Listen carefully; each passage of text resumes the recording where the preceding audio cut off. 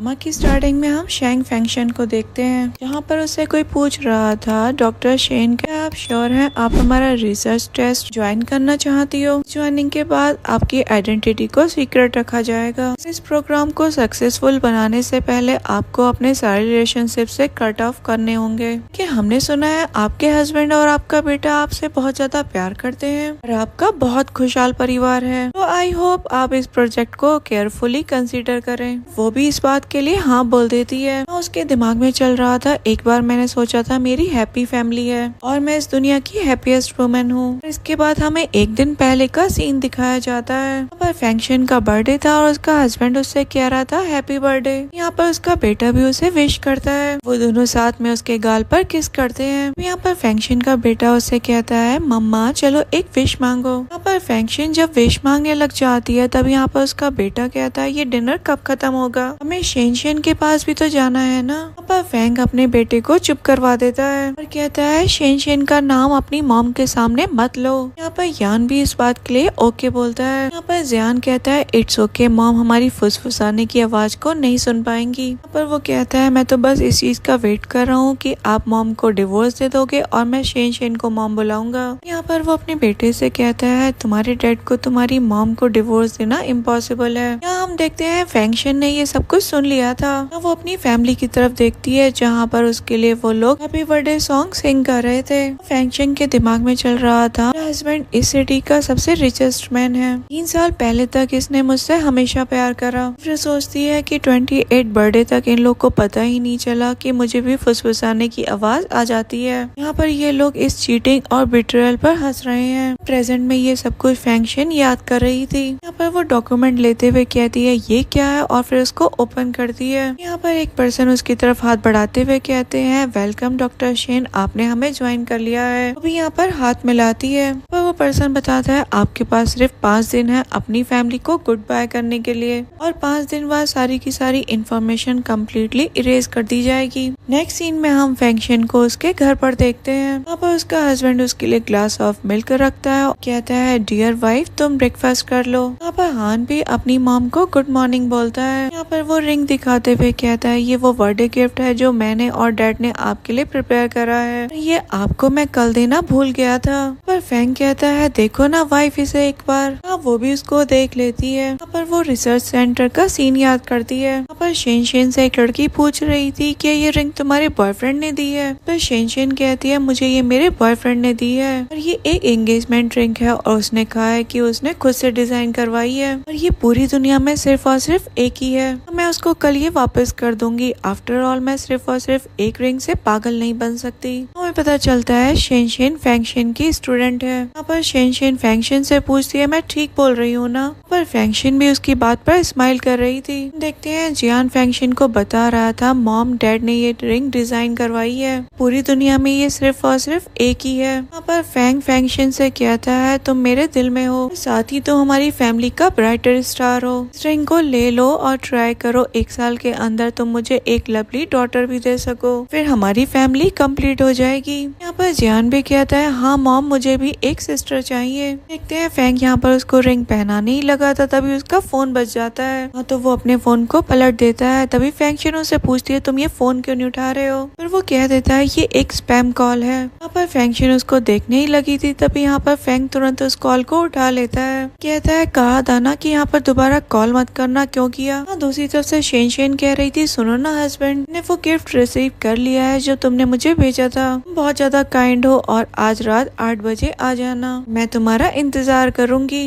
वो भी हाँ कहकर कॉल कट कर देता है। यहाँ पर कॉल कट करने के बाद वो फेंगशन से कहता है आज रात मेरी एक इम्पोर्टेंट मीटिंग है, हो सकता है आज रात मैं लेट आऊँ, तुम और जियान अच्छे से डिनर कर लेना। यहाँ पर जियान अपने डैड के पास जाता है और कहता है मैं भी मीटिंग में आना चाहता हूँ, मुझे भी आप वहाँ पर ले चलो। हाँ इस पर वो भी मान जाता है। यहाँ पर वो फेंगशिंग से कहता है तुम बहुत ज्यादा हार्ड वर्क करती हो। यहाँ पर उसके फोरहेड पर किस करके जियान को अपनी गोद में उठाकर ले जाता है। ये जाने के बाद यहाँ पर वो सोच रही थी फेंग 4 साल का लव और 7 साल की शादी, आखिरकार तुमने चीट करने को मैनेज कैसे करा? इतने सालों से मेरे साथ यहाँ पर नाटक कर रहे थे। हम देखते हैं ये दोनों शेन के घर पर पहुँच जाते हैं। वो यहाँ पर उनके लिए डोर ओपन करती है पर जियान कहता है शेन मॉम मैंने आपको बहुत मिस किया। देखते हैं फेंगशिन भी इनको फॉलो करते हुए यहाँ पर आ गई थी। दूर से ये सब कुछ वो देख रही थी। यहाँ पर फेंगशिन कह रही थी ये मेरी और तुम्हारी वेडिंग एनिवर्सरी है, तुमने इसको यहाँ पर इतना बड़ा फ्लैट दिलवा रखा है। एक्चुअली में तुम अपने लिटिल लवर को यहाँ पर ऐसे रखते हो। यहाँ पर जियान शेन से कह रहा था चली आज येलो फेस मेरी मदर यहाँ पर नहीं है, यहाँ पर जो कि मुझे स्नैक्स खाने के लिए अलाउ ही नहीं करती। यहाँ पर शेन तो उसकी इस बात पर हंसने लग जाती है। इसके बाद हमें पास्ट का सीन दिखाया जाता है। यहाँ पर फेंगशिन जब किचन में काम कर रही थी तभी जियान आकर कैंडी खाने लगता है। यहाँ पर फेंगशिन उसको पकड़ लेती है और कहती है मैंने तुमसे कितनी बार कहा है ज्यादा शुगर खाना हेल्थ के लिए अच्छा नहीं है, साथ ही तुम्हारे दांत को तो कीड़े खा जाएंगे। यहाँ पर वो कुकीज लेकर आती है और कहती है इन्हें ट्राई करो, ये मैंने खुद से बेक करे हैं, कैंडी से बेटर है। लेकिन जियान तो उन कुकीज को नीचे गिरा देता है, कहता है मुझे ये नहीं खाने, जिद करके कह रहा था मुझे बस कैंडी खानी है।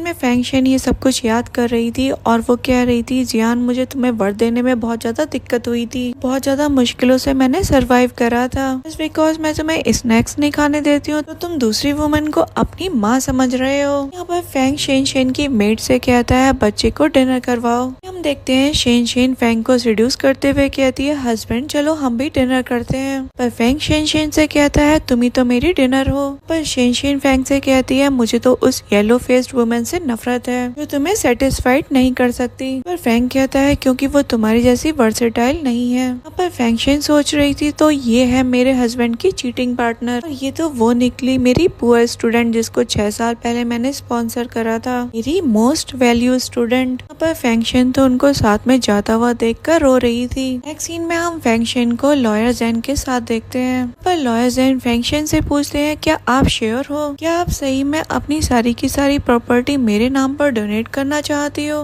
पर फेंग शेन इस बात के लिए हामी भरती है और कहती है मैं श्योर हूँ, इसको रखने का कोई फायदा नहीं है, इसके लिए कोई पॉइंट भी नहीं है तो इसको दे देना चाहिए। रही बात मेरे रिसर्च पेपर्स के लिए तो मैं उसके लिए ऑथराइज लेटर साइन कर दूंगी। यहाँ पर वो कहती है लॉयर जेन मुझे आपकी एक और हेल्प चाहिए, चाहती हूँ तुम मेरे लिए डिवोर्स एग्रीमेंट ड्राफ्ट कर दो। पर लॉयर जेन शॉक्ड होकर पूछते हैं तुम डिवोर्स चाहती हो? मैंने तो सुना था तुम्हारी तो बहुत अच्छी फैमिली है और तुम्हारा बहुत अच्छा चल रहा है, तुम्हारा तो बहुत अच्छा ओबीडिएंट स्मार्ट किड भी है, तुम लोग की फैमिली तो बहुत ज्यादा आइडल फैमिली लगती है। इसके अलावा अगर तुम मिस्टर चिन को डिवोर्स देती हो तो चाइल्ड की कस्टडी में भी बहुत ज्यादा दिक्कत आएगी, तुम वाकई में श्योर हो कि तुम उनको डिवोर्स देना चाहती हो? यहाँ पर फेंग शेन सोच रही थी देखो तो उन लोग के बारे में सबको कितनी गलत फहमी है। यहाँ पर फेंग शेन लॉयर जेन से हामी भरकर वहाँ से चली जाती है। अगले सीन में हम फेंग शेन को बाहर देखते हैं, यहाँ पर वो फेंग और शेन को साथ में देखती है। यहाँ पर ये लोग साथ में बहुत ज्यादा इंजॉय भी कर रहे थे।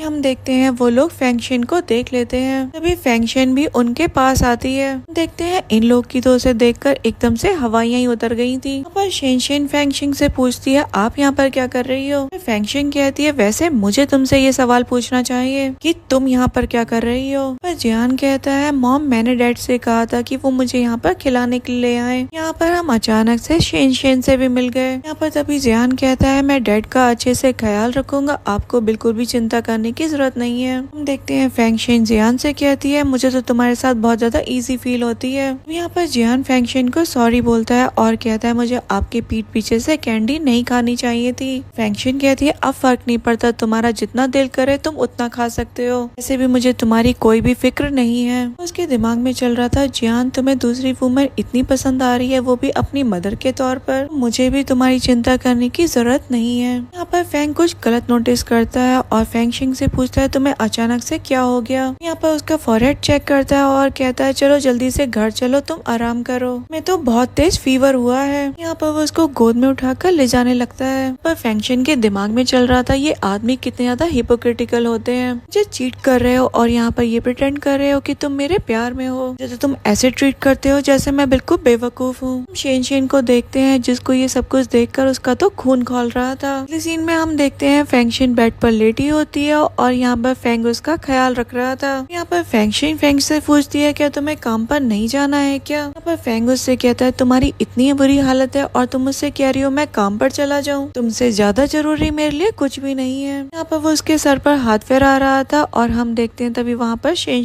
आ जाती है और वो उसको पानी का ग्लास देते हुए कहती है मैं आपके लिए पानी लेकर आई हूँ, मैंने इसमें कुछ फीवर रिड्यूसिंग मेडिसिन डाली है, इससे आपका फीवर तुरंत ठीक हो जाएगा। पर फेंग कहता है देखो ना शेन को तुम्हारी कितनी ज्यादा फिक्र है, वहाँ के उसकी टीचर हो ना। यहाँ पर शेन कहती है ऑफ कोर्स अगर इन्होंने मुझे स्पॉन्सर नहीं किया होता तो मुझे बहुत ज्यादा दिक्कत आती, आज मैं अपनी टीचर को डेफिनेटली रीपे करूंगी। हम देखते हैं यहाँ पर फेंगशिन को बिठाता है और कहता है अब तुम अपनी मेडिसिन ले लो। यहाँ पर फेंगशिन के दिमाग में चल रहा था ये मुझे रीपे कर रही है, वो भी मेरे हस्बैंड को सेड्यूस करके और तो और मेरे बेटे को मुझसे दूर करके। शेन तुम्हारा ये रिवॉर्ड है। देखते हैं यहाँ पर फेंगशिन भी दवाई लेते हुए पानी पी लेती है। यहाँ पर फेंग उसको लिटा देता है। यहाँ पर शेन कहती है चलो अब मैं चलती हूँ और फिर वहाँ से चली जाती है। बाद हम देखते हैं फेंगशिन तो सो जाती है और यहाँ पर शेन यहाँ पर फेंग के सामने ड्रेसिंग गाउन में आ जाती है। यहाँ पर फेंग इसको इस तरीके से देखकर गुस्से में कहता है मैंने तुमसे कहा था ना तुम यहाँ से चली जाओ, तुम यहाँ पर इस तरीके से ये पहन करके क्यों आ गई हो। पर शेन बेशर्मों की तरह कहती है तुम्हें नहीं लगता यहाँ पर ये ज्यादा एक्साइटिंग होगा।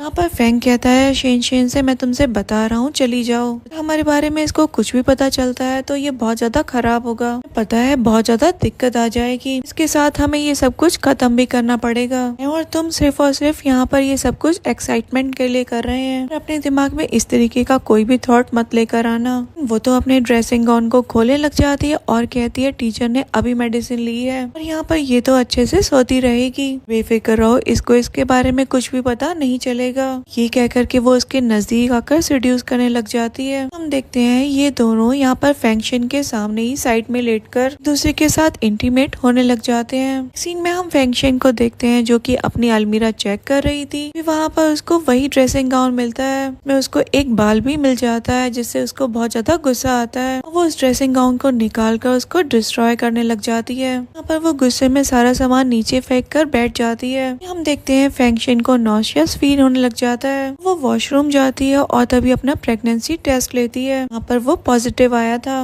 वो सोचती है मैं प्रेग्नेंट हूँ, सेकंड बेबी का तो हम कितने लंबे टाइम से वेट कर रहे थे। अगले सीन में हम फेंगशिन के पास में एक मेड को आता हुआ देखते हैं। वो मेड कह रही थी ये बेडिंग तो बहुत ज्यादा न्यू है, आपने तो इसका कितना कम इस्तेमाल किया है, आप इसको क्यों फेंक रही हो। पर फेंगशिन उससे कहती है इस घर में जितने भी क्लोथ और फर्नीचर है उन सबके सबको फेंक दो, ध्यान रहे कुछ भी बचना नहीं चाहिए। हम देखते हैं वहाँ पर फेंग और जियान आ जाते हैं। पर फेंगशिन से पूछता है तुम उठ गई फीवर के बाद, अब तुम्हें बेटर फील हो रहा है ना। पर जियान कहता है हाँ मॉम डैड को आपकी बहुत ज्यादा फिक्र हो रही थी। पर फेंगशिन भी कह देती है हाँ मैं ठीक हूँ। यहाँ पर फेंगशिन से पूछता है वैसे ये नैनी यहाँ पर क्या कर रही है। फेंगशिन उससे कह देती है इस रूम में जो कुछ भी था वो जो सारा का सारा न्यू चाहिए। पर तो जियान अपनी मॉम को ज्ञान देने लग जाता है, उससे कहता है मॉम आप पैसे नहीं कमाती हो, को पता है ना डैड कितने ज्यादा हार्ड वर्क करते हैं पैसे कमाने के लिए, इस तरीके से ये सब करना बहुत ज्यादा वेस्टेज है। इस पर फेंगशिन कह देती है मैं फ्रेश फील करना चाहती हूँ, बेकार बहुत सारी चीजें बोरिंग हो जाती हैं काफी लंबे समय तक इस्तेमाल करने से।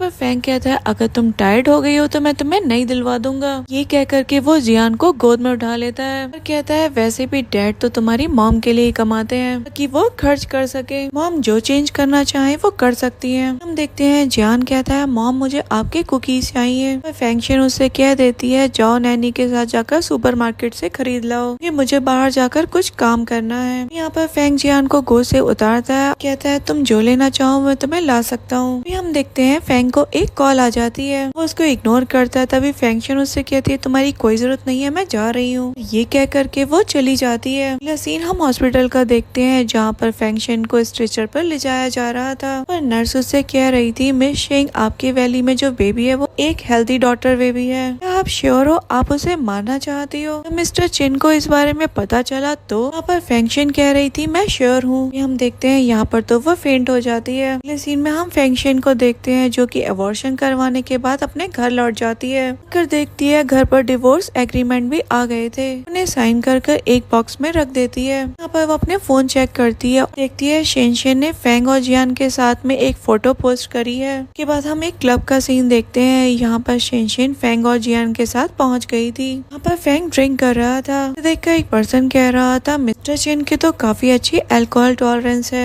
एक हीरो है जो कि ब्यूटी को बार बार बचाए जा रहे हैं। यहाँ पर उसका दोस्त उसको इनडायरेक्टली टीज भी कर रहा था। पर फेंग कहता है हम तो बहुत अच्छे दोस्त हैं, तो मुझे इस तरीके से टीज करोगे? हम देखते हैं वहाँ पर फेंगशन भी आ जाती है। वहाँ पर जियान उसको देखकर पूछने लग जाता है आप यहाँ पर क्यों आ गई? फेंग भी उसके पास आकर पूछता है वाइफ तुम यहाँ पर क्या कर रही हो? तो यहाँ पर गेम्स खेल रहे थे, कम ऑन सब यहाँ पर ट्रूथ एंड डेयर खेलेंगे। पर तो ये लोग ऐसे एक्ट करने लग जाते हैं जैसे सब कुछ नॉर्मल चल रहा है। तभी यहाँ पर सभी लोग साथ में बैठ जाते हैं। फिर हम देखते हैं बॉटल को घुमाया जाता है। यहाँ पर बॉटल फेंग की तरफ बढ़ जाती है। पर उसका दोस्त कहता है क्या तुम ट्रूथ चूज करोगे? पर तो ये तुम्हारे लिए काफी अच्छी एडवांटेज हो सकती है। यहाँ पर फेंग भी ट्रूथ को चूज कर लेता है। यहाँ पर शेन फेंग से क्वेश्चन करती है अगर आप मेरी टीचर से शादी नहीं करते तो क्या मुझसे शादी करते? पर भी फेंग कह देता है अगर मैंने इससे शादी नहीं की होती तो मैं तुमसे शादी कर लेता। सुनकर तो सभी लोग वहाँ पर उनको चेयर करने लग जाते हैं, इवन जियान भी। पर फेंगशिंग से ये सब कुछ देखा नहीं जाता और तभी वो कहती है अब बस बहुत हो गया। हम देखते हैं फेंगशिन को यहाँ पर गुस्सा आ जाता है और वो एक ग्लास को स्मैश करके कहती है क्या तुम मैंड्रिन में बात नहीं कर सकते हो? यहाँ पर फेंग उसको संभालता है और कहता है इट्स ओके वाइफ, ये लोग बस तुम्हें थोड़ा सा छेड़ रहे हैं। असल में इन लोगों ने मुझे डेयर दिया है कि इन सब लोग के सामने मैं तुम्हें किस करूं। असल में बात ऐसी है ये उस लैंग्वेज में बात करते हैं जो फेंगशिन को समझ नहीं आती। यहाँ पर सभी लोग मैंड्रिन में कहने लग जाते हैं हाँ यही बात है। यहाँ पर फेंगशिन को किस करने के लिए आगे बढ़ता है लेकिन वो तो उसको दूर कर देती है। हम देखते हैं वो अपनी पॉकेट में से वही रिंग निकालती है और उसको वहीं पर रखकर चली जाती है। देन फेंग और जियान भी उसके पीछे आते हैं। देन हम फेंगशिन को देखते हैं जो कि घर पहुंच गई थी। देन वो रूम को लॉक कर लेती है। वहाँ पर फेंग दरवाजा पीट रहा था और कह रहा था दरवाजा खोलो, मैं जानता हूँ कि मैं गलत था, ये ऐसा कुछ भी नहीं करना चाहिए था, मैं भरोसा करो मैं अगली बार से ऐसा कुछ भी नहीं करूँगा। फेंगशिन प्लीज दरवाजा खोलो, प्लीज मुझ पर भरोसा करो। वहाँ पर जियान भी दरवाजा पीटते हुए कह रहा था मॉम प्लीज जरा दरवाजा खोल दीजिए। हम फेंगशिन को देखते हैं जो कि अंदर बैठकर आराम आराम से रो रही थी। बाहर से फेंग कह रहा था दरवाजा खोलो, मैं तुम्हें सब कुछ एक्सप्लेन करता हूँ। हम देखते हैं फेंगशिन को शेन का मैसेज आता है। उसे कह रही थी मैं जानती हूँ कि तुम्हें वो लैंग्वेज आती है, इस लैंग्वेज में सभी लोग वहाँ पर बात कर रहे थे, मुझे ये भी पता है वहाँ पर जो लोग बात कर रहे थे वो तुमने सब कुछ समझ और सुन लिया। यहाँ पर वो उसको अपनी अल्ट्रासाउंड की रिपोर्ट भी भेजती है और बताती है कि वो प्रेग्नेंट है। ये भी कह देती है मिस्टर चिन अब तुमसे बिल्कुल भी प्यार नहीं करेंगे, चाहे तुम मिस्टर चिन को डिवोर्स दे दो, मैं मिस्टर चिन को चाहती हूँ। पर फेंगशिन भी अपने आंसू पोंछ कर उसको रिप्लाई दे देती है। के बाद वो दरवाजा भी खोलती है और बाहर आ जाती है। पर फेंग खड़ा था और वो कह रहा था फेंगशिन तो मुझ पर भरोसा करो, ने सही में वहाँ पर कुछ भी गलत नहीं कहा। वादा करता हूँ, मैं तुमसे वादा करता हूँ कि तुम्हारे सामने उस लैंग्वेज में कोई भी बात नहीं करेगा, प्लीज मुझ पर भरोसा करो। तभी जियान कहता है मॉम मैं टेस्टिफाई करता हूँ आंट शेन ने डैड को आपको किस करने का डेयर दिया था। यकीन करिए डैड और मैं आपसे ही सबसे ज्यादा प्यार करते हैं। वो अपनी मॉम के करीब आने लग जाता है लेकिन उसकी मॉम उसको दूर करते हुए कहती है मुझे तुम पर भरोसा नहीं है। पर फेंग टेबल पर रखे हुए उस बॉक्स को देख लेता है जिसमें डिवोर्स एग्रीमेंट रखा था। पूछता है ये क्या है और उसको ओपन ही करने वाला था लेकिन वो उसको रोक देती है। पर फेंगशिन से पूछता है तुमने मेरे लिए एक सरप्राइज प्रिपेयर करवाया है। वो कह देती है ये एक अर्ली बर्थडे गिफ्ट है तुम्हारे लिए, तुम्हारा बर्थडे है तो कल तक का वेट करो, उसके बाद इसको ओपन कर लेना। पर फेंग कहता है ओ माई वाइफ मैं तुम्हारे लिए कुछ पॉरेज कुक करके लेकर आता हूँ, तुम्हें कोल्ड है और काफी दिनों से तुम काफी ज्यादा अनवेल फील कर रही थी, गर्म पॉरेज पियोगी तो तुम्हें काफी हेल्दी फील होगा। हम देखते हैं वहाँ पर नैनी आती है और कहती है सर आपकी वाइफ प्रेग्नेंट है, के लिए पॉरेज पिलाने से क्या ही होगा, सर आएगा मैं उनके लिए थोड़ी सी फिश भी कुक कर दूं। निकी ये बात सुनकर वो फेंगशिन का हाथ पकड़ लेता है, पूछता है तुम प्रेग्नेंट हो। जियान भी कहता है मॉम अब मेरी सिस्टर आने वाली है। नैनी कहती है ऑफ कोर्स, मैं कूड़ा साफ कर रही थी तो वहाँ पर मैंने ये प्रेगनेंसी किट को देखा, उसका टेस्ट भी पॉजिटिव था। कि ये बात सुनकर फेंग तो खुश हो जाता है, कहता है अब हमारे 2 बच्चे हो हो जाएंगे। जियान भी काफी खुश था और कह रहा था अब मेरी लिटिल सिस्टर आएगी। यहाँ पर फैंग कहता है वैसे तुमने मुझे बताया क्यों नहीं कि तुम प्रेग्नेंट हो, और वो उसको दूर कर दिया और कहती है कि तुम काम में इतना ज्यादा बिजी थे कि तुमसे बात करने का मौका ही नहीं मिला। फैंग कहता है चलो अब तुम आराम करो। हम देखते हैं फैंग को फिर से कॉल आ जाती है। वो फोन साइड रख के कहता है ये बस एक स्पैम कॉल है। यहाँ पर तो फोन उसका बार बार बजे ही जा रहा था। फैंगशन कहती है फोन उठा लो, शायद तुम्हारे लिए कुछ इम्पोर्टेंट हो। यहाँ पर वो भी फोन रिसीव कर लेता है। वो पूछता है बताओ क्या मसला है। सामने से शेन कहती है कि वो प्रेग्नेंट है। फैंग कहता है सुनकर अच्छा लगा और ये कहकर वो कॉल कट कर देता है। पर फैंग फैंगशन से कह रहा था सॉरी। तभी फैंगशन कहती है हाँ मैं जानती हूँ कंपनी में कुछ जरूरी काम आ गया है, तुम जाओ अपने काम पर और बिजी हो जाओ। पर फैंग भी उसकी इस बात पर ओके कहता है। यहाँ पर फैंगशन कहती है अपने इस बच्चे को भी अपनी कंपनी ले जाओ। जियान भी यहाँ पर ना समझते हुए खुश हो जाता है और कहता है डैड हाँ मैं भी आपके साथ चलता हूँ, ये कर मुझे भी तो दुनियादारी समझनी है। फैंग कहता है ठीक है मैं अभी जा रहा हूँ लेकिन मैं जल्दी आ जाऊंगा, तब तक तुम अपना ख्याल रखना। वो जियान के साथ वहाँ से चला जाता है। ये बात हम देखते हैं फैंगशन को एक कॉल आती है। जैसे वो पर्सन कह रहा था 5 दिन कंप्लीट होने वाले हैं, आपको वहाँ से पिक करना कन्वीनियंट रहेगा। वो भी ओके बोल देती है। अगले सीन में हम फैंगशन को देखते हैं जो कि हॉल में ही बैठे बैठे सो गई थी। यहाँ पर समय बीतता चला जाता है। यहाँ पर ना ही फैंग आया था और ना ही जियान। यहाँ पर फैंगशन तो अपनी वेडिंग फोटो को जमीन पर गिरा देती है। नेक्स्ट मॉर्निंग हम फैंगशन को देखते हैं जो कि उस गिफ्ट बॉक्स पर एक नोट लिख देती है। यहाँ पर फैंगशन को जो लोग लेने के लिए आए थे उनमें से एक पूछता है क्या मिस शेन हम जा सकते हैं। पर फैंगशन थोड़ी इमोशनल तो थी लेकिन अपने आंसू पोंछकर खड़ी हो जाती है। पर फैंगशन आसपास देखती है और सोचती है अब यहाँ पर रुकने का कोई फायदा नहीं है और फिर वो चल पड़ती है। सीन में हम फैंग को देखते हैं जो कि शेन के पास था। वो उससे कहता है अब मुझे वापस जाना होगा। देखते हैं शेन हॉस्पिटल में एडमिट थी। यहाँ पर वो उसको रोकती है और कहती है मैं यहाँ पर अकेली डर जाऊंगी, तुम यहाँ पर मेरे साथ नहीं रुक सकते। और वो उसे गुस्से में कहता है नहीं क्योंकि फैंगशन भी प्रेग्नेंट है, उसके पास जाकर उसके लिए ब्रेकफास्ट बनाना है। पर शेन कहती है मैं भी तो प्रेग्नेंट हूँ और तुम्हें मेरी जरा सी भी फिक्र नहीं है, मुझे तो लगा था अब मेरे साथ रहोगे तुम। वो उसे कहता है तुम जरा ओबीडेंट रहो। अभी हम देखते हैं वहाँ पर डॉक्टर आ जाती है और वहाँ पर वो फैंग को देखकर कहती है मिस्टर चेन, जिस चेन का तो जस्ट अभी अबॉर्शन हुआ था, उनके साथ अभी घर पर क्यों नहीं हो। सुनते ही वो डॉक्टर को पकड़ता है और एकदम शॉक्ड होकर पूछता है क्या कहा आपने। और डॉक्टर बताती है मिसेस चेन ने अभी 2 दिन पहले अबॉर्शन करवाया है, तो उन्होंने आपको बताया नहीं इस बारे में। पर तो वो डॉक्टर की बात पर एकदम शॉक्ड हो जाता है। यहाँ पर शेन उसको गले लगा लेती है और कहती है मेरे पेट में दर्द हो रहा है, प्लीज मुझे छोड़कर मत जाओ। यहाँ पर फैंग तो उसको दूर करके अब्यूज करता है और दौड़ा दौड़ा चला जाता है। पीछे से तो वो चिल्लाती रह जाती है। और हम फैंगशन को देखते हैं जो अपना लगेज कार में रखवा रही थी। हम फैंग को देखते हैं जो अपनी घर की तरफ के लिए जा रहा था। इन रास्ते में लड़ाई होने की वजह से उसे बीच रास्ते में अपनी कार को रोकना पड़ जाता है। वो कार से उतरकर वो दौड़ा दौड़ा अपने घर की तरफ भागता है। उसके दिमाग में चल रहा था फैंगशन मैं जानता हूँ कि मैं गलत था, तुम बस मेरा इंतजार करना। और हम फैंगशन को देखते हैं जो कि कार में बैठकर वहाँ से चली जाती है। फैंग को तो पता ही नहीं था कि फैंगशन कार में बैठकर जा रही है। वो नोटिस नहीं करता और वो तो अपने घर की तरफ ही दौड़ा दौड़ा जा रहा था। जब हम देखते हैं वो अपने घर पहुंच जाता है और यहाँ पर फैंगशन का नाम लेकर उसके पुकारने लगता है। और जब उसको कोई रिस्पांस नहीं मिलता तभी वो अपने घर में नैनी से पूछता है कि वो कहाँ है। नैनी बताती है मैडम तो बहुत सुबह जल्दी ही चली गई थी। वो पूछता है चली गई, आखिर वो कहाँ चली गई। नैनी बताती है मैंने तो बस उन्हें एक सूटकेस के साथ में देखा था। ये भी बताती है कि वो कुछ लोगों के साथ कार में बैठकर चली गई, मुझे नहीं पता है कि वो कहाँ पर गई है। उसे तो नैनी की बात पर भरोसा नहीं होता। तभी वो बेडरूम में जाकर चेक करता है लेकिन फैंगशन तो उसको वहाँ पर भी नहीं मिलती। पर फैंग को फैंगशन की बिटर स्वीट बातें याद आती हैं। वो बैठ जाता है और सोचने लग जाता है वो मुझसे बहुत प्यार करती है, वो मुझे छोड़कर नहीं जाएगी। यहाँ पर वो फैंगशन को मैसेज करता है कि वाइफ तुम कब वापस आने वाली हो। वो मैसेज भी सेंड नहीं होता क्योंकि वो ब्लॉक था।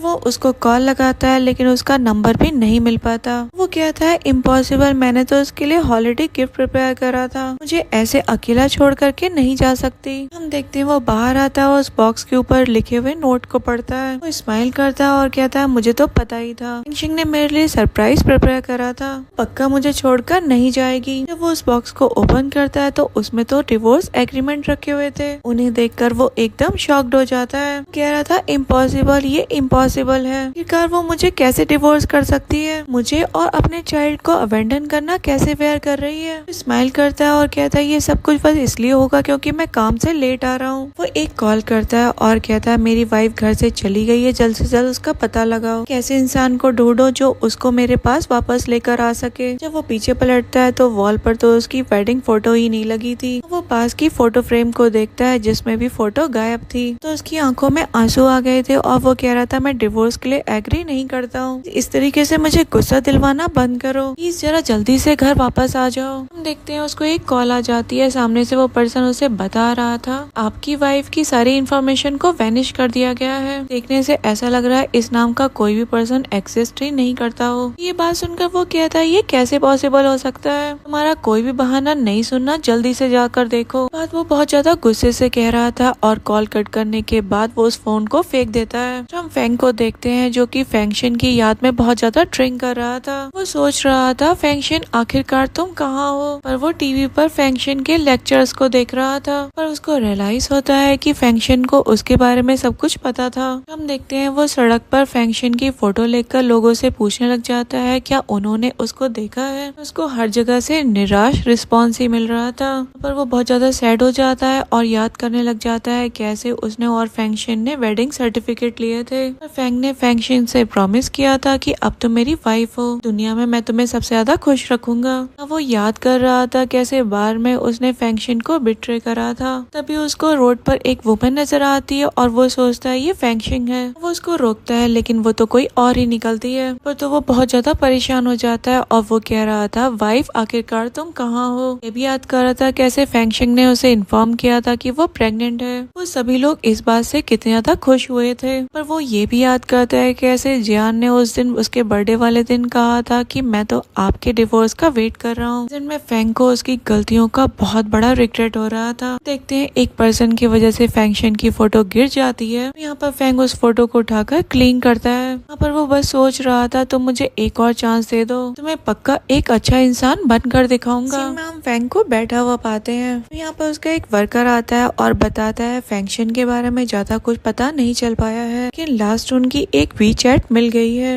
पर फैंग उसको लेकर के उस वर्कर को जाने के लिए कह देता है। देखते हैं ये तो वही चैट थी जो शेन और फैंक्शन की हुई थी लास्ट टाइम। यहाँ पर शेन तो फैंक्शन को मॉक कर रही थी। पर ये सब कुछ देखने के बाद फैंग को समझ में आता है शेन कैसे उसको परेशान करती थी। यहाँ पर फैंग ये सब कुछ देखने के बाद बहुत ज्यादा इमोशनल हो रहा था, पर उसको बहुत ज्यादा रिग्रेट भी हो रहा था अपने कर्मों पर। एक सीन में हम जियान को शेन के साथ देखते हैं। पर जियान कह रहा था मॉम घर कब आएंगी, मुझे उनके बनाए हुए कुकीज खाने हैं। पर शेन उसको पैसे देते हुए कहती है जितनी कैंडी खानी है खा लो। पर उसको कस के पकड़ लेती है और कहती है मेरे सामने अपनी माँ का जिक्र मत किया कर। हम देखते हैं फैंग भी घर आ जाता है और यहाँ पर शेन तो जियान को डांट रही थी। तो कहती है मुझे तुम्हारी माँ बिल्कुल भी पसंद नहीं है। पर फैंग तो बड़े गुस्से से दरवाजा खोलता है, पर शेन तो उसे देखकर घबरा जाती है। पर फैंग उसको दूसरी तरफ खींचता हुआ ले जाता है और उससे कहता है वो तुम्हारी वजह से चली गई। वो कहती है मैं कुछ समझी नहीं, तो वो उसकी तरफ वो डॉक्यूमेंट्स फेंक देता है। वो चैट हिस्ट्री वाले डॉक्यूमेंट्स को देखती है। यहाँ पर वो खुद को एक्सप्लेन करने लग जाती है। जियान भी यहीं खड़ा था लेकिन फैंग उसको जाने के लिए बोल देता है। देखते हैं फैंग तो शेन का गला दबाने लगता है और कहता है ये सब कुछ तुम्हारी वजह से हुआ है। शेन कह रही थी मैं गलत थी लेकिन प्लीज मुझे माफ कर दो, देखो ना मेरी वैली में तुम्हारा बेबी है। यहाँ पर फैंग उसको छोड़ तो देता है लेकिन कहता है अगर तुमने इस बारे में मुझसे जिक्र नहीं किया होता तो मैं तो भूल गया था। यहाँ पर वो अपने गार्ड्स को बुला लेता है। यहाँ पर तो शेन अपनी जान की भीख मांग रही थी। वो गार्ड्स तो उसको पकड़ करके ले जाते हैं। सीन हम हॉस्पिटल का देखते हैं। यहाँ पर फैंग शेन को ऑपरेशन टेबल पर लाकर पटक देता है। पर शेन फैंग से अपनी जान की भीख मांग रही थी। यहाँ पर फैंग उसको सुना देता है और कहता है मैंने तुमसे शुरू से ही वार्न किया था कि हमारे बीच में ऐसा कुछ भी नहीं होगा। यहाँ पर गार्ड तो उसको ऑपरेशन टेबल पर जबरदस्ती बिठा देते हैं। देखते हैं शेन तो यहाँ पर फैंग को कर्ज करने लग जाती है। उसको ब्लेम कर रही थी और कह रही थी इस सब में मेरी कोई गलती नहीं है बल्कि तुम्हारी गलती है। वो ऑर्डर देता है और कहता है इसको जल्दी से चुप करवाओ और फिर वो बाहर आ जाता है। हम उसको जब बाहर देखते हैं तो उसकी हालत तो पागल जैसी हो गई थी। पर वो इमोशनल होकर कह रहा था तुम कब वापस आने वाली हो, मैं तुम्हें बहुत ज्यादा मिस कर रहा हूँ। तो अचानक से उसको फैंक्शन नजर भी आने लग जाती है। वो तो उसका बहम था और फिर हम देखते हैं वो जमीन पर गिर जाता है। देखते हैं कुछ समय बीत जाता है। फैंग हॉस्पिटल बेड पर उठता है और डॉक्टर उसको बताते हैं मिस्टर चेन आप फेंट हो गए थे, बस इसलिए हुआ होगा क्योंकि आप बहुत ज्यादा काम कर रहे हैं। यहाँ पर फेंग तो डॉक्टर के सामने अपने किए हुए कर्मों को कन्फेस करता है। यहाँ पर वो बहुत सारी पिल्स निकाल लेता है। डॉक्टर उसको रोकते हैं तो वो कहता है चिंता मत करो, अभी तो मुझे बहुत सारे काम कंप्लीट करने हैं। हम जियान को देखते हैं जिसके बहुत ज्यादा कैंडी खाने की वजह से दांतों में दर्द हो रहा था। यहाँ पर वो दर्द में हर जगह अपनी मॉम को ढूंढ रहा था। उसको अपनी मॉम तो कहीं नहीं मिलती और फिर उसको शेन शेन मिलती है। यहाँ पर वो कहता है शेन शेन मॉम मुझे मेरे दांत में दर्द हो रहा है। वो तो अपना लगेज लेकर चली जाती है, ये कहते हुए मैं तुम्हारी मॉम नहीं हूँ। यहाँ पीछे से जियान तो बस रोता रह जाता है। सीन में हम फेंग को देखते हैं जो कि अपनी कंपनी जाता है और उसका सेक्रेटरी बताता है कंपनी में सबको पता चल गया है कि आप अपनी वाइफ के साथ टू टाइमिंग कर रहे थे। वो कहता है मैं इस बारे में देख लूंगा। जब वो अंदर जाता है तो सभी के सभी शेयर होल्डर्स उसको सुनाने लग जाते हैं। फेंग उनसे कहता है ये मेरा पर्सनल मैटर है, इनसे आपका कोई लेना देना नहीं है। ये कहकर वहाँ से चलता बनता है। उसका असिस्टेंट उसके पीछे आता है लेकिन तभी उसके शोल्डर पर वो टैप करके कहता है कि ये कंपनी तुम्हारे हवाले, अब मुझे और काम है। हम देखते हैं फेंग वहाँ से चला जाता है। सीन में हम फेंग को देखते हैं जो शॉपिंग करके अपने घर आता है और अपनी वेडिंग फोटो को भी जगह पर लगा देता है। याद करता है कैसे शादी के शुरू के दिनों में उसने वो फोटो को वहाँ पर दीवार पर लगाई थी। वो घर को भी सजाता है और फेंग शेन के बिताए हुए समय को भी याद कर रहा था। दरअसल वो इमोशनल होते हुए फेंग शेन को याद करके आई लव यू बोल रहा था। हम देखते हैं वो सब कुछ अच्छे से ऑर्गेनाइज कर देता है। हम देखते हैं पास्ट का सीन याद कर रहा था। यहाँ पर फेंग शेन उसको न्यूज पढ़कर बता रही थी कि कितने बड़े सीईओ ने अपनी वाइफ को बिट्रे करा। मेरा हस्बैंड मेरे साथ ऐसा ना करे। इस पर फेंग कहता है तुम मुझ पर पूरा भरोसा कर सकती हो, तो तुम्हारे साथ ऐसा कभी भी नहीं करूंगा। कहती है मुझे तुम पर भरोसा है लेकिन मुझसे कभी भी झूठ मत बोलना, नहीं तो मैं तुम्हारी जिंदगी से हमेशा के लिए चली जाऊंगी। वो कह रहा था तुम एकदम मेक श्योर रहो। मैं यहाँ पर फेंग तो फेंग शेन की फोटो को देख करके रो रहा था। यहाँ पर उसको प्रॉब्लम होने लगती है और फिर वो अपनी मेडिसिन ले लेता है। हम देखते हैं जियान यहाँ पर उसके पास दौड़ा दौड़ा आता है स्कूल में सबको हमारी फैमिली के बारे में पता चल के सारी क्लास के बच्चे मुझे टीज करते हैं। तो जियान रोते हुए कहता है डैड मॉम कब वापस आएंगी, मुझे मॉम की बहुत याद आ रही है। पर फेंग उससे कहता है रो मत, डैड मॉम को जरूर वापस लेकर आएंगे। यहाँ पर तो फेंग भी खुद इमोशनल हो रहा था।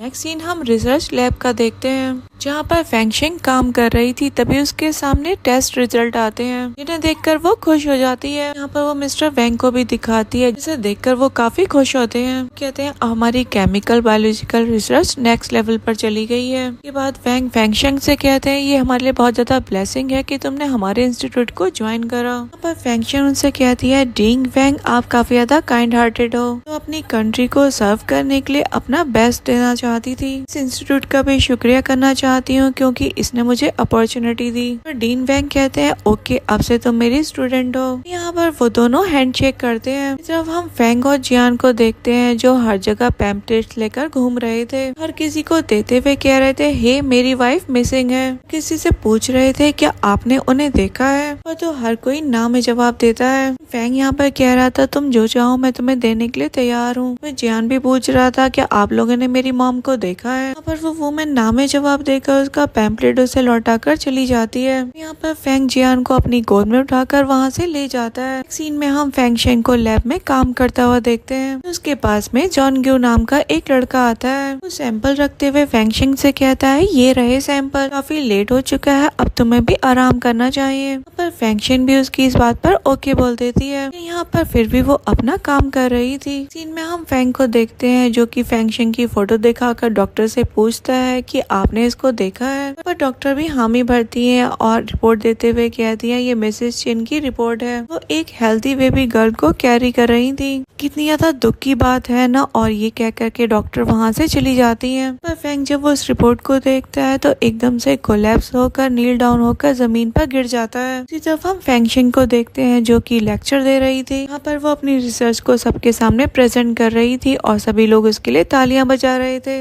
पर तो फेंग का फेंग शेन को याद करते हुए ब्रेक डाउन हो रहा था। इनमें हम फेंग को देखते हैं जो कि जा रहा था। तभी रोड पर एक वुमेन उसको नोटिस करती है और उसके बारे में बात करते हुए कहती है कहती है ये तो फैंग है ना जो कि इस सिटी का रिचेस्ट मैन है, देखो ये कितना ज्यादा मिजरेबल हो गया है। एक आदमी कहता है इस सिटी का रिचेस्ट मैन नहीं रहा, ये एक चीटिंग जर्क है। से भी जो आदमी अपनी वाइफ से प्यार करते हैं वही अमीर बन पाते हैं, कुछ इसने किया है वो यही डिजर्व करता है। ये बात हम देखते हैं ड्रामा में 5 साल बीत जाते हैं। यहाँ पर फैंक्शन कुछ एक्सपेरिमेंट कर रही थी, के बाकी वर्कर्स के आसपास ही खड़े थे। यहाँ पर उसको चेक करती है और खुशी से कहती है ग्रेट, हमने ब्लॉकर डेवलप कर लिया है, वो सक्सेसफुली कैंसर सेल्स को स्प्रेड होने से रोकेगा। वो ये कहने के बाद जॉन यू को हक कर लेती है। इनमें हम फैंग को देखते हैं जो कि एक बेकरी आता है, वो केक लेने के लिए आया था। यहाँ की वर्कर उसको केक दे देती है और उसके जाने के बाद बात कर रही थी कि ये अपनी वाइफ के लिए कितना अच्छा है। सालों में कितनी बार यहाँ पर ये केक लेने के लिए आया है, हर बार स्ट्रॉबेरी केक लेकर जाता है क्योंकि ये इसकी वाइफ का फेवरेट केक है। यहाँ पे एक वर्कर कहती है चाहे कितना भी अच्छा केक हो, अगर एक बार खराब हो जाए तो उसे खाया नहीं जा सकता। यहाँ पर बाहर फैंग बोल रहा था आज तुम्हारा बर्थडे है तो मैंने तुम्हारा फेवरेट केक खरीदा है। फिर वो केक को संभालते हुए जाने लग जाता है। यहाँ पर एक जगह पर वो ध्यान से देखता है और यहाँ पर तो फैंगशिंग और जॉन यू खड़े हुए थे, लेकिन वो लोग तो एक पल में ही उसकी नजरों के सामने से ओझल हो जाते हैं। और फिर वो वहीं बैठ जाता है और उसके बाद अपनी मेडिसिन लेता है और सोचने लग जाता है मुझको तो वही इल्यूजन आ रहे हैं। उसके बाद वो केक को संभालते हुए वहाँ से चला जाता है। बाद हम देखते हैं जॉन यू और फैंगशिंग वहाँ पर आए थे लेकिन वो लोग दूर चले गए थे। यहाँ पर फैंगशिंग बताती है कि उसको इस बेकरी का केक खाना बहुत पसंद था। तो जॉन यू कहता है ठीक है, तुमने अपने पूरे 5 साल लैब में बिताए हैं, मैं अब तुम्हारे लिए ये इसे खरीद कर लेकर आता हूँ। फैंगशिंग उसको रोकती है और कहती है रहने दो। कहती है अगर इसके बारे में मैं सोचूं तो मुझे इसका टेस्ट भी हार्डली याद होगा। वो कहती है चाहे वो फीलिंग्स हो या फिर मेमोरी, वो स्लोली फेड हो ही जाती है, ये एक अच्छी बात है। बात सुनकर जोंग्यू कहता है हाँ अच्छा है। यहाँ पर वो फैंगशिंग से कहता है सक्सेस के लिए हम एक पार्टी करते हैं, के लिए हम डिनर करेंगे और वो मेरी ट्रीट होगी। फैंगशिंग भी उसकी बात के लिए हामी भरती है और वो लोग जाने लग जाते हैं। यहाँ पर फैंगशिंग की नजर जियान पर पड़ती है क्योंकि 5 साल में थोड़ा बड़ा हो गया है। यहाँ पर उसके सामने एक लड़का आ जाता है और कहता है मैंने सुना है तुम क्लास में लास्ट रैंक पर आने वाले हो। जियान उसको इग्नोर करके जाने लग जाता है। वो लड़का उसके गले का पेंडेंट खींचते हुए कहता है तुमसे बात कर रहा हूँ, क्या तुम बहरे हो? देखते हैं जियान के हाथ में एक सामान था तो वो उसको फेंक देता है। वो अपनी टीचर की बात याद कर रहा था। यहाँ पर उसकी टीचर उससे कह रही थी तो अपनी क्लास में लास्ट आए हो, तुम तो बहुत ज्यादा आउटस्टैंडिंग हुआ करते थे, तुम छोटे हुआ करते थे, आखिरकार अब तुम किस तरीके के हो गए हो? तुम अपने पेरेंट्स को लेकर के आओ, मुझे उनसे कुछ बात करनी है। और जियान अपने रिजल्ट को फोल्ड करता है और डस्टबिन में फेंक देता है। सीन में हम फैंग को देखते हैं जिसने टेबल को सजा रखा था और वो कह रहा था हैप्पी बर्थडे वाइफ। यहाँ पर जियान घर आता है और अपने डैड को इग्नोर करके जाने लग जाता है। उसके डैड उसको रोकते हैं और कहते हैं कोई ग्रीटिंग नहीं करोगे? मैं याद नहीं है आज तुम्हारी मॉम का बर्थडे है। पर जियान सारी की सारी डेकोरेशन को देखता है और अपने डैड से कहता है आपके पास में क्या क्वालिफिकेशन है कि मेरी मॉम का बर्थडे सेलिब्रेट कर रहे हैं? वो आप ही थे जिन्होंने मॉम को खुद से दूर कर दिया। पर तो फैंग जियान के ऊपर चिल्लाता है, वो तो इसको इग्नोर करके चला जाता है। यहाँ पर जियान अपने रूम को लॉक कर लेता है और बाहर से तो फैंग दरवाजा बस पीटता ही रह गया था।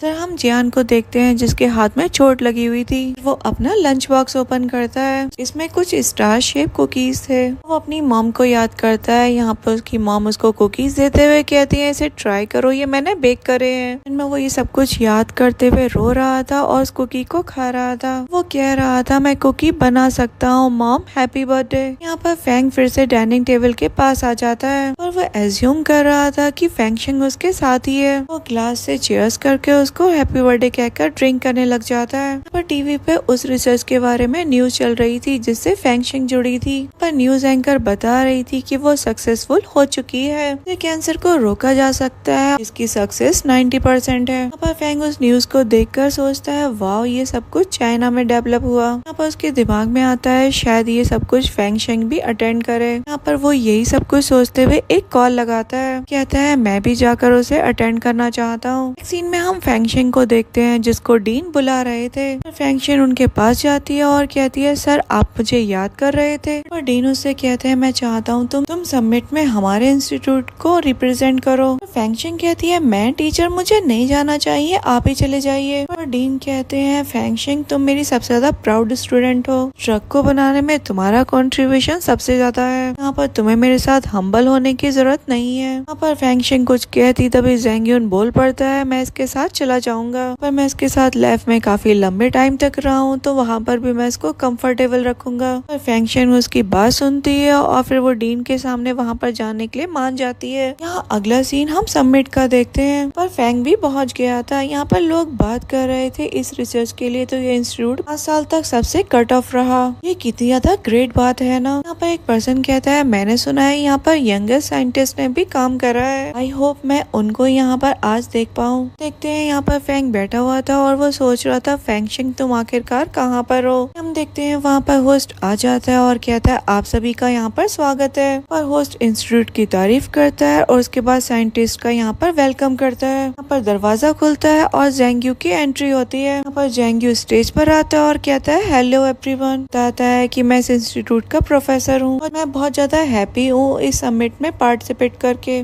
मैं आप सभी को किसी से इंट्रोड्यूस करवाना चाहता हूँ। मैं इस रिसर्च इंस्टीट्यूट की प्रोफेसर। उन्होंने इस ड्रग को बनाने में बहुत बड़ा कंट्रीब्यूशन दिया है, तो काफी ज्यादा इंस्पिरेशनल फिगर भी है। वेलकम करिए शेन फैंगशिंग का। पर एकदम फैंगशिंग का नाम सुनकर फैंग तो एकदम शॉक था। यहाँ पर दरवाजा खुलता है और यहाँ पर फैंगशिंग की एंट्री होती है। यहाँ पर जिसे देखकर फैंग स्माइल करता है। पर फैंग सोच रहा था तो इसका मतलब ये प्रोफेसर फैंगशिंग है, उसने एंटी कैंसर ड्रग बनाया है। पक्का मुझे जानबूझकर 5 साल तक अवॉइड नहीं कर रही थी, जस्ट एक कॉन्फिडेंशियल रिसर्च थी। पर हम देखते हैं फैंगशिंग अपनी स्पीच स्टार्ट करती है। कहती है मैं शेन फैंगशिंग हूँ जिसने ये काफी बड़े रिसर्च इंस्टीट्यूट में रिसर्च करी है। मैं आप सभी के साथ इस अचीवमेंट को शेयर करने के लिए आई हूँ। यहाँ पर वो पूरी की पूरी स्पीच देती है। यहाँ पर सबका शुक्रिया करती है। पर सभी फैंगशिंग के लिए तालियां बजाते हैं। पर होस्ट कहता है आप सभी लोग यहाँ पर मौजूद है, अगर आपके सवाल हैं आप सभी अपने अपने हाथ उठा सकते हैं। यहाँ पर सभी के साथ फैंग भी अपना हाथ उठा लेता है। पर फैंगशिंग भी फैंग को देख लेती है और उसे देखकर एकदम शांत हो जाती है। यहाँ पर जेंग्यू फैंग के पास आता है और उसके कान में कुछ कहता है। फैंगशिंग तो यहाँ पर उसको एकदम अवॉइड कर देती है। यहाँ पर दूसरे पर्सन को सवाल करने के लिए खड़ा कर देती है। पर फैंग अपना हाथ बार बार खड़ा कर रहा था।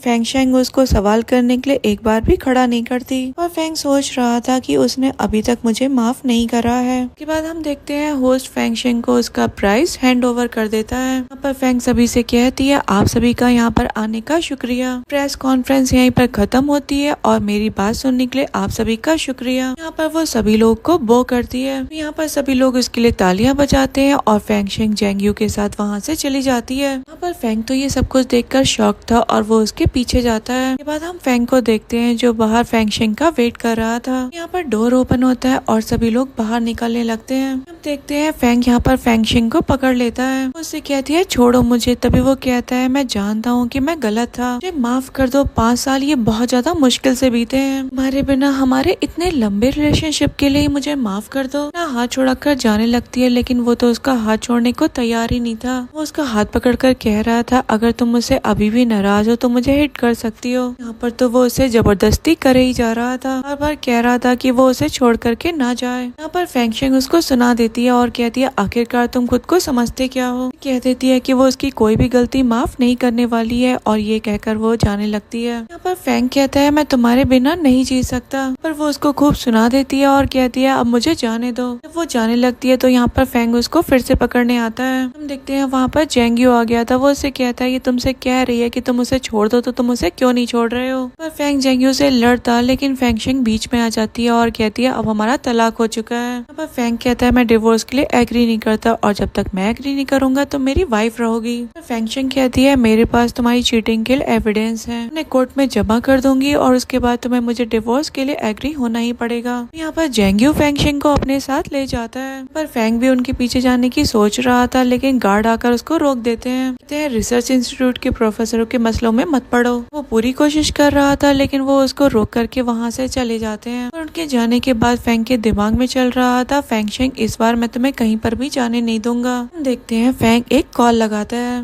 नेक्स्ट सीन में हम फेंगशिंग को जेंग्यू के साथ देखते हैं। वो उसको सॉरी कहती है कि तुम्हें मेरी वजह से ये सब कुछ झेलना पड़ा। जेंग्यू कहता है इसमें तुम्हारी कोई भी गलती नहीं है, अगर वो दोबारा से तुम्हें परेशान करना रहेगा तो मुझे बताना, मैं तुम्हें प्रोटेक्ट करूंगा। और फेंगशिंग जेंग्यू से कहती है तुम्हारे दिल में जो फीलिंग्स है मैं उन्हें अच्छे से समझती हूँ, मैंने बहुत बड़ा वाला बिट्रेयल झेला है, उसके बाद मेरा तो प्यार से भरोसा उठ गया है। जेंग्यू कहता है ठीक है मैं समझ गया, और उसके बाद कार स्टार्ट करके वहाँ से चल देता है। यहाँ पर एक जगह पर आकर वो कार को रोक लेता है और फेंगशिंग पूछती है हम कहाँ आ गए हैं। पर वो कार की सनरूफ खोलता है और कहता है मैं तुम्हें ये गिफ्ट देना चाहता था। पर आसमान में बहुत ज्यादा खूबसूरत तारे नजर आ रहे थे। पर जेंग्यू फेंगशिंग से कहता है तुम भी इन स्टार्स की तरह शाइन कर सकती हो, हम किसी भी रिलेशनशिप में ना रहें लेकिन मैं तुम्हारा मोस्ट ट्रस्टेड फ्रेंड बनकर रहना चाहता हूँ, तुम कभी भी अकेला महसूस मत करना, मैं तुम्हारे साथ हमेशा हूँ। बात हम देखते हैं फेंगशिंग जेंग्यू के साथ अपने घर पहुँच जाती है। फेंग भी उसको बाहर स्पाई कर रहा था। जब वो घर पहुँचती है तो यहाँ पर उसकी बेटी जिनजिन उसका वेट कर रही थी। उसको देखकर एकदम से खुश हो जाती है। पर फेंग उसके पास आकर पूछता है ये कौन है। यहाँ पर फेंगशिंग जिनजिन से कहती है मॉम अभी अंकल से बात कर रही है, अंदर जाकर खेलो। पर वो तो अंदर चली जाती है और यहाँ पर फेंगशिंग से पूछ रहा था ये तुम्हारी चाइल्ड है। फेंगशिंग उससे कहती है वैसे तुम्हारा इससे क्या लेना देना है। यहाँ पर फेंग एकदम से एक्साइटेडली होकर पूछता है ये हमारी डॉटर है, ने मुझसे मिसकैरेज के बारे में झूठ बोला था। फेंगशिंग कहती है वैसे तुम ये क्यों सोचते हो कि तुम्हारे इतने बड़े धोखे के बाद मैं तुम्हारे साथ कोई भी चाइल्ड करना चाहूंगी, मेरी बेटी जिनजिन से तुम्हारा कोई भी लेना देना नहीं है। फेंग कहता है अगर ये मेरी चाइल्ड नहीं है, और फिर जेंग्यू की तरफ इशारा करता है या फिर इसकी चाइल्ड है। फेंगशिंग भी कह देती है हाँ ऐसा ही है, पर वो जेंग्यू को इशारा कर रही थी। यहाँ पर जेंग्यू भी फेंगशिंग को अपने क्लोज करता है हाँ तुम अपनी आंखों से देख लो। और फेंगशिंग यहाँ पर खुशी से रह रहे हैं, अगर तुमने इसको दोबारा से हैरेस किया तो मैं पुलिस को कॉल कर दूंगा। यहाँ पर ये कह करके वो फेंग के मुंह पर दरवाजा बंद कर देता है। पर फेंग तो ये बात बिल्कुल भी वेयर ही नहीं कर पा रहा था। फेंगशिंग जेंग्यू के जो कुछ भी हुआ उसके लिए शुक्रिया करती है। पर जेंग्यू उसको कहता है कि तुम उसको डायरेक्टली ये क्यों नहीं बता देती कि जिनजिन तुम्हारी एडॉप्टेड डॉटर है, वो उसको ये ना सोचता रहे कि वो उसकी डॉटर है और तुम्हें दोबारा से हैरेस करने आए। पर फेंगशिंग कहती है मुझे उससे कोई मतलब नहीं है, वो जो समझना चाहे समझ सकता है। पर जेंग्यू कहता है ठीक है, अगर तुम्हें मेरी कोई भी मदद चाहिए हो तो मुझे कांटेक्ट कर लेना। इस सीन में हम फेंगशिंग को एक स्कूल में देखते हैं जहाँ का प्रिंसिपल उसको आने के लिए शुक्रिया कर रहा था। स्कूल तो असल में जियान का था, जहाँ पर बच्चे उसको ये कहकर परेशान कर रहे थे पीटीएम आने वाली है और तुम्हारे घर से तो कोई नहीं आएगा।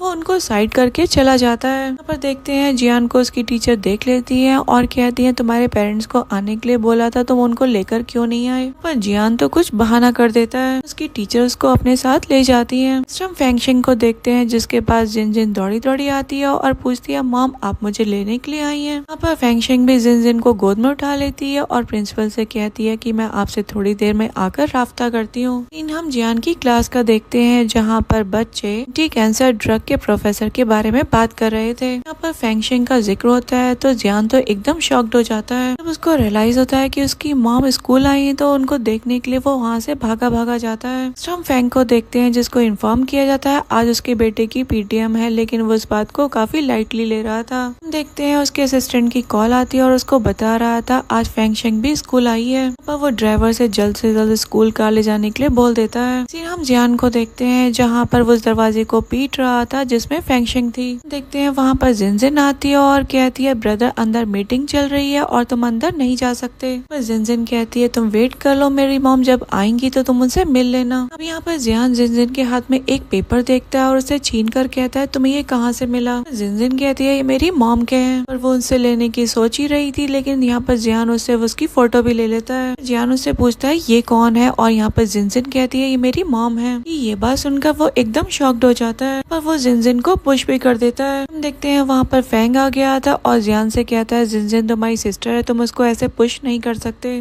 पर फेंगशिंग भी आ जाती है और यहाँ पर फेंग और फेंगशिंग जिनजिन को संभालने लगते हैं। पर फेंग जिनजिन को गोद में लेने ही लगा था, लेकिन फेंगशिंग उसको ले जाती है। यहाँ पर फेंग भी उसके साथ ही चल पड़ता है। बात यहाँ पर जियान को रियलाइज होता है कि उसने क्या कर दिया। नेक्स्ट सीन हम हॉस्पिटल का देखते हैं क्योंकि जिनजिन बहुत ज्यादा इंजर्ड हो गई थी। यहाँ पर फेंगशिंग से कह रहा था चिंता मत करो वो ठीक हो जाएगी। यहाँ पर जियान फेंगशिंग का हाथ पकड़कर कह रहा था सॉरी मॉम मुझे उसको पुश नहीं करना चाहिए था, लेकिन वो तो उसका हाथ झटक देती है। पर जियान रोते हुए कह रहा था मॉम प्लीज हमें अबेंडन मत करो। यहाँ पर फेंगशिंग उससे कह देती है मुझे मॉम मत बुलाओ, मेरी मॉम वो है जो तुम्हें कैंडी खाने देती है, मेरा तुम्हारा कोई मतलब नहीं है। पर जियान तो रोने लग जाता है। तब यहाँ पर फेंग आता है और जियान की साइड लेते हुए कहता है मैं जानता हूँ कि मुझसे गलती हुई है, लेकिन ये बच्चा है, इसे माफ कर दो। तुमसे प्रॉमिस करता हूँ आज के बाद ये तुमसे कोई बदतमीजी नहीं करेगा। पर फेंगशिंग को गुस्सा आ जाता है और वो खड़े होकर उसको सुना देती है। पर फेंग उसे पकड़कर कह रहा था अब हम लोग खुश रहेंगे, लेकिन फेंगशिंग तो उसको एक लगा देती है। कहती है जिन के अंदर सर्जरी चल रही है और तुम यहाँ पर बकवास कर रहे हो, मुझे यहाँ पर अकेले रहना है, तुम लोग जाओ यहाँ से। फेंग कहता है ठीक है अब हम यहाँ से चले जाते हैं, लेकिन कभी भी जरूरत पड़े तो मुझे कॉल कर लेना। पर फेंगशिंग उनसे तंग आ गई थी और वो लोग भी वहाँ से चले जाते हैं। डॉक्टर जब बाहर आते हैं ऑपरेशन करने के बाद, यहाँ पर फेंगशिंग कंडीशन पूछती है। डॉक्टर कहते हैं वो ठीक है और उसे चेकअप के लिए ले आना। इनमें हम फेंगशिंग को देखते हैं जो कि जिन के साथ थी। हम देखते हैं दरवाजे पर से जियान उनको देख रहा था, सोच रहा था मुझे माफी मांगने के लिए जाना चाहिए। पर जिन फेंगशिंग से कह रही थी ब्रदर ने मुझे जानबूझकर पुश नहीं किया था, आप उसे ब्लेम मत करना। फेंगशिंग कहती है मैं उसे ब्लेम नहीं कर रही। तभी जिन पूछती है क्या आप उन्हें जानती थी। यहाँ पर फेंगशिंग तो इनकार कर देती है, कहती है मैं नहीं जानती। कहती है तुम ही सिर्फ और सिर्फ मेरी इकलौती बेटी हो। फेंगशिंग ने जियान को दरवाजे पे खड़ा हुआ देख लिया था। यहाँ पर वो अपने बनाए हुए कुकीज जिन को देती है। उन लोगों को इस तरीके से जियान देखकर काफी इमोशनल हो रहा था। सीन में हम फेंग को देखते हैं जो कि डॉक्टर के साथ था। डॉक्टर उससे कह रहे थे अभी आप बहुत ज्यादा मूड स्विंग्स को नोटिस कर रहे हो, आपकी हेल्थ के लिए ठीक नहीं है, क्या आपने और भी कुछ नोटिस किया है। यहाँ पर वो बताता है कि फेंगशिंग मुझे दोबारा मिल गई है, तो अभी तक उसने मुझे माफ नहीं किया है। तभी वो डॉक्टर से अपनी होप के बारे में बताता है। इसके बाद हम देखते हैं जिन फेंग से टकरा जाती है और वो उसे पूछती है आप मेरी मॉम के दोस्त हो।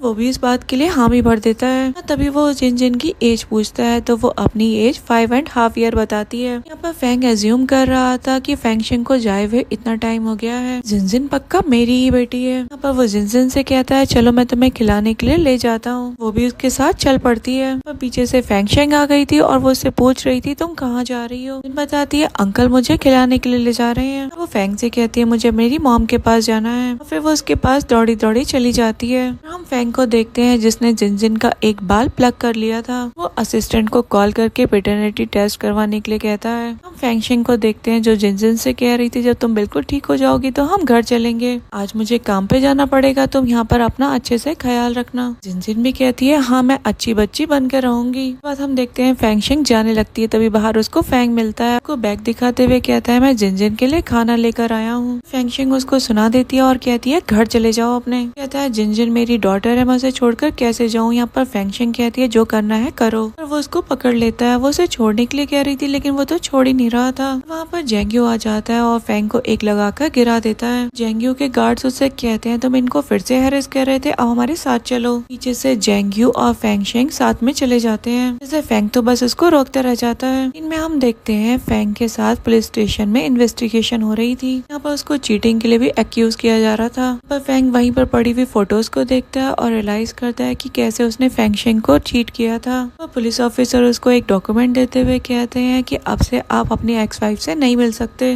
कहते हैं इस पर साइन कर दो। तो फेंग उस डॉक्यूमेंट को गिरा देता है। वो साइन करने से इनकार कर रहा था। ऑफिसर से कहते हैं कि तुमने बिट्रे किया है और अपनी वाइफ से मिलने का अब तुम्हें कोई भी अधिकार नहीं है। पर फेंग बार बार कह रहा था मैं एग्री नहीं करता। देखते हैं वहाँ पर फेंगशिंग आ गई थी। वो डॉक्यूमेंट को उठाकर रखती है। पर फेंग तो उससे माफी मांग रहा था। फेंगशिंग उससे कहती है अगर तुम्हें अपनी गलती का एहसास हो गया है तो मेरी लाइफ में दोबारा से प्लीज इंटरफेयर मत करना। ये कह करके वो वहाँ से चली जाती है। इनमें हम फेंग को देखते हैं जो वहाँ से आने के बाद अपनी कार में आकर बैठता है। वो काफी ज्यादा फ्रस्ट्रेटेड भी नजर आ रहा था। यहाँ पर उसका असिस्टेंट उसको पेटर्निटी टेस्ट रिपोर्ट देता है। पर फेंग उस रिपोर्ट को देखकर एकदम शॉक था क्योंकि वो मैच ही नहीं हो रही थी उसके साथ। हम देखते हैं यहाँ पर फेंग तो एकदम से फेंट हो जाता है। इनमें हम देखते हैं फेंग हॉस्पिटल बेड पर उठता है और अपने पास में फेंगशिंग को पाता है। पर उसकी बहुत ज्यादा केयर कर रही थी। वो उससे कह रहा था मुझे छोड़कर मत जाना। वो कहती है ठीक है मैं नहीं जाऊंगी। पर वो उसका हाथ अपने पेट पर रखकर कह रही थी मैं प्रेग्नेंट हूँ, अब हम लोग साथ में खुशी खुशी रहेंगे। पर फेंग काफी खुश हो रहा था। पर वो रियलिटी में वो एक पर्सन का हाथ पकड़ लेता है और हम देखते हैं वो तो डॉक्टर का हाथ था। डॉक्टर उससे कहते हैं मिस्टर चिन आपकी कंडीशन बहुत ज्यादा अनस्टेबल है,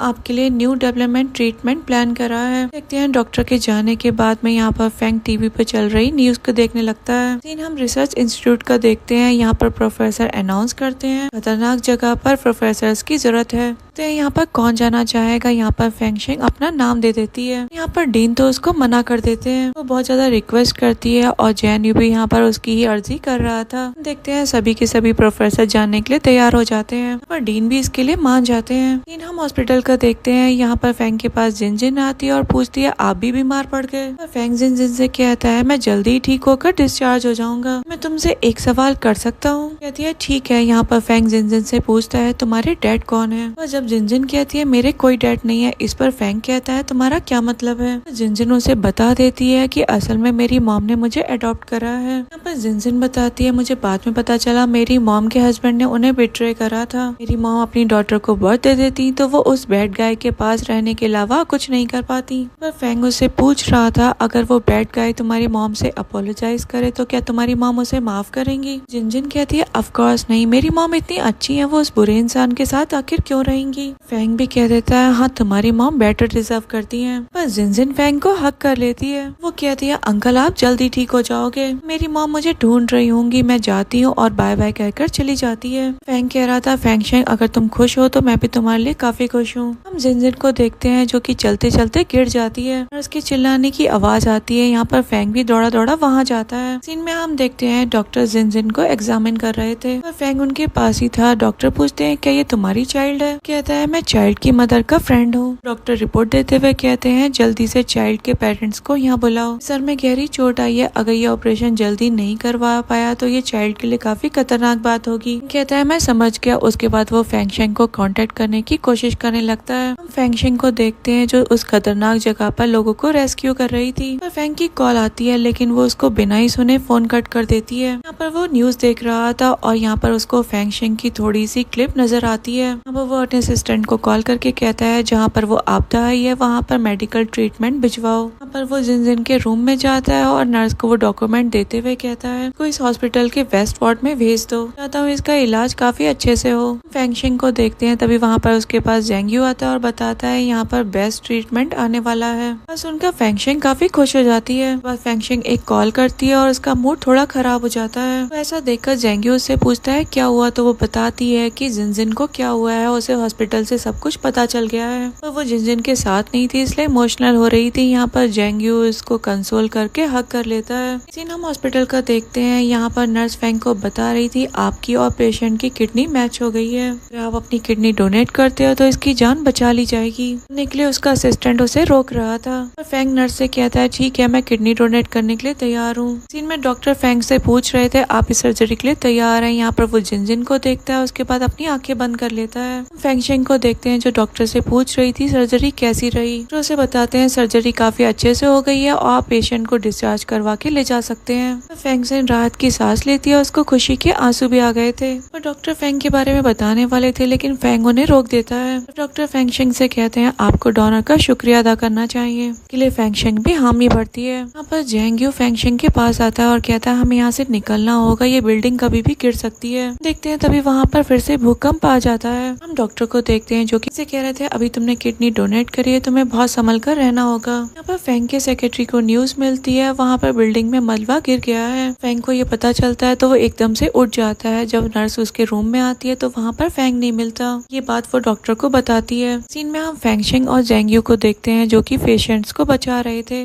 पर एक प्रोफेसर आके बताती है इमरजेंसी में आपकी जरूरत है। वो उठकर जाने लगती तभी उसकी तबीयत खराब होती है और जेंग्यू उसको संभालता है और कहता है तुम्हें आराम की जरूरत है। उसकी सुनती नहीं है और आगे चली जाती है। एक नर्स उसको नोटिस करती है और कहती है आप इतनी बिजी रहती हो कि तो एक सिप पानी पीने की भी फुर्सत नहीं है, एक ब्रेक क्यों नहीं ले लेती। यहाँ पर फेंगशिंग कहती है इसकी कोई जरूरत नहीं है और वो बाहर आ जाती है और आकर वो फेंट हो जाती है और तभी फेंग उसको संभाल लेता है। पर जेंग्यू भी आ गया था लेकिन वो फेंग की बाहों में फेंट हो गई थी। इनमें फेंगशिंग को होश आता है और वो फेंग को देखकर पूछती है कि तुम यहाँ पर क्या कर रहे हो। कहता है तुम होश में आ गई, तुम एक ब्रेक ले लो। वो कहती है तुम जाओ यहाँ से, मैं तुम्हें कभी माफ नहीं करूंगी। कहता है मैं माफी मांगने के लिए नहीं आया हूँ बल्कि ये देखने के लिए आया हूँ कि तुम सेफ हो। और वो फिर से अपने काम पर लग जाता है। पर एक डॉक्टर आते हैं और बताते हैं मलबी के नीचे कुछ लोग दबे हुए मिले हैं। लोग अंदर जाते हैं और जहाँ पर एक्चुअली में काफी लोग दबे हुए थे, पर फैंग भी उन लोगों को जाकर रेस्क्यू करता है। पर वो एक आदमी को रेस्क्यू कर रहा था, तभी ऊपर से मलबा उसके ऊपर गिर जाता है। पर फैंगशिंग उसे देखकर उसकी तरफ बढ़ रही थी, लेकिन उसे रोक रहा था कि मेरी तरफ मत आना। तो उसको विजन्स आने लग जाते हैं कि वो और फैंगशिंग एक दूसरे के साथ खुश हैं। तो वो मलबे के नीचे दबता जा रहा था। यहाँ पर जेंग यू तो फैंगशिंग को अपने साथ ले जाता है, क्योंकि यहाँ पर इस तरीके से फैंग को बचाना काफी मुश्किल था।